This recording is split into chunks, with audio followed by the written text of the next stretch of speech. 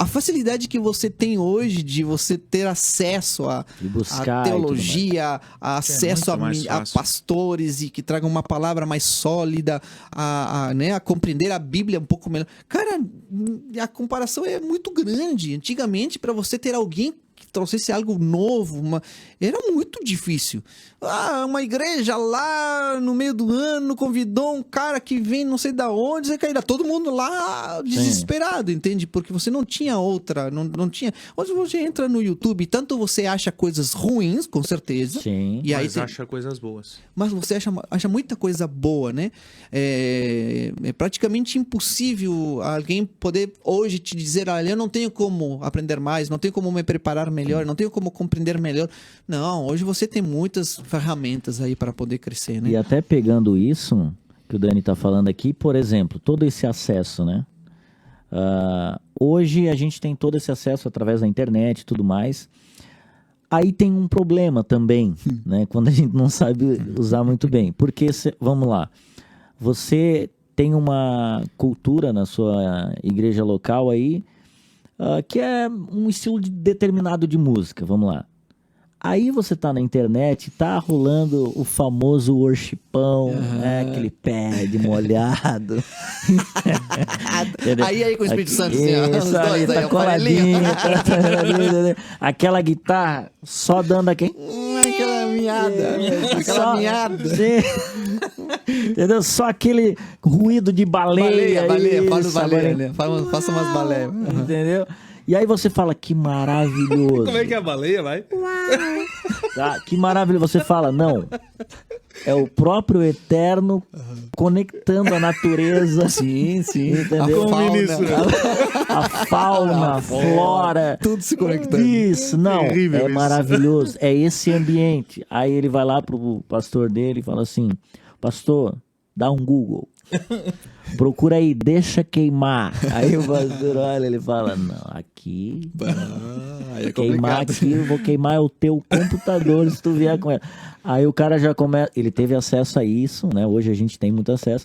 E às vezes a gente quer trazer para nossa realidade de igreja e de reunião, da liturgia da igreja, às vezes também, coisas que a gente vê na internet e que começa a trazer um dano para dentro da comunidade de fé ali, porque mas é tão legal fazer dessa forma, é tão legal começar com o louvor primeiro, mas aqui é diferente, a gente faz com isso, faz com aquilo, e aí começa a criar um atrito, como por exemplo, o Dani já comentou aqui, sei lá, do pastor da congregação e o líder de louvor começar a criar esse atrito de ele quer uma coisa que ele viu e acha que todo mundo está fazendo, então deve ser o correto, e o pastor que entende a realidade da igreja e o que eles precisam, né? Que se nós estamos servindo a igreja, então a gente tem que entender isso. Esse é um problema difícil, existe né? muito isso, né? Mas assim, existe primeiro que assim, existe algo uma ferramenta que é valiosa, que é a conversa. Tá. Porque eu penso que o pastor, claro, ele não é o dono da razão de tudo. Um pastor, ele aprende também com seus liderados, ele aprende com o passar com os anos, com a caminhada. Sim. E é muito válido e muito legal quando tem um pastor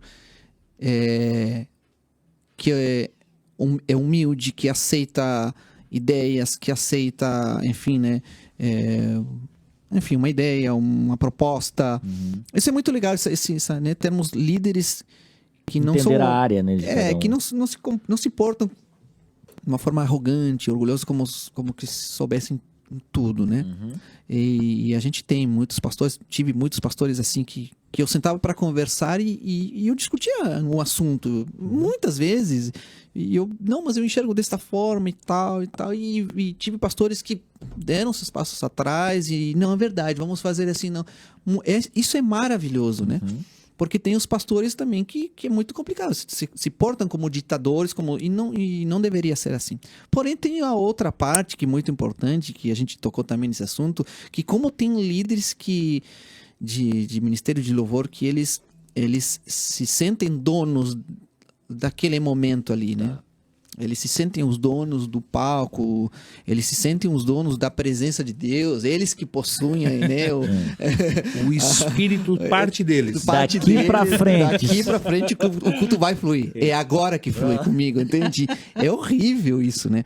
E aí entramos nesse Embate ali. nesse embate, né? Mas é muito importante saber de que, por exemplo, ninguém me obrigou a vir pra onda. Eu decidi. E quando eu vim pra onda, eu tive que me reinventar, eu tive que aprender muitas coisas, porque eu vinha por uma igreja que era muito diferente das outras igrejas que eu tinha participado antes, e com o mais importante, uma confissão de fé diferente das confissões de fé que eu vinha praticando. Então, eu sempre penso que é muito importante que o líder do louvor saiba qual é a confissão de fé daquela igreja. Porque é um caminho que você tem, né? É um norte que você tem para saber o que você vai ministrar, o que você vai falar. Conhecer a sua igreja, conhecer, né, o que o seu pastor ensina, né, na doutrina, o que ele crê, né, como é que ele prega, o que ele crê sobre tal assunto, sobre tal outro assunto doutrinário. Então você tem ali um norte para poder ministrar. O grande problema se dá que quando essa confissão de fé não está em claro, então você sai dando tiro para tudo que é lado. Aí o pastor tem O Dani tá criando um problema, tá? A gente chamou ele pra uma coisa, ele já tá batendo em outra. Porque agora os músicos vão chegar na igreja e dizer assim, ó: ô pastor, qual é a nossa confissão de fé? E o pastor vai dizer, o quê? Me fala você. No